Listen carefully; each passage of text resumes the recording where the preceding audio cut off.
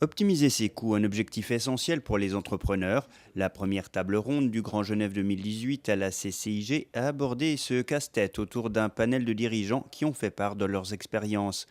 Philippe Menou dirige deux agences, l'une en Suisse, l'autre en France. Comme beaucoup de patrons, il doit gérer les problèmes de facturation ou de travailleurs détachés.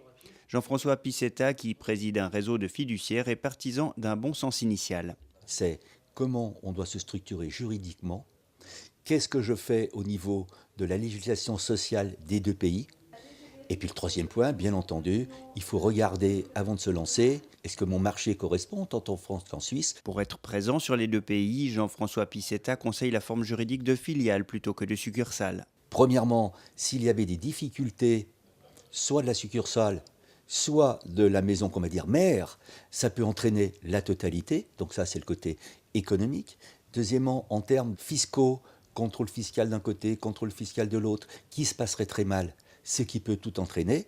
Le Savoyard Stéphane Bouvet dirige une agence événementielle qui s'est aussi implantée à Genève sur demande même de sa clientèle suisse. Le meilleur conseil qu'on peut donner, c'est de bien s'entourer au départ. Pour notre cas, ça a été avec un avocat qui nous conseille effectivement pour pouvoir développer le business. Au départ, la fiduciaire avec laquelle on est rattaché du côté suisse gérait notre comptabilité. Aujourd'hui, la comptabilité a été ramenée du côté français, mais la fiduciaire continue à gérer tout ce qui est paye, par exemple, et bilan.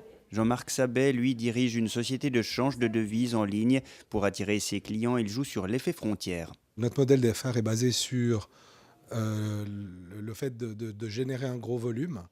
Donc le but est, comme un grossiste va acheter un gros volume d'une certaine marchandise et le revendre à ses clients, nous, le postulat était de générer un gros volume à travers des demandes de change de notre clientèle, d'avoir accès au marché interbancaire.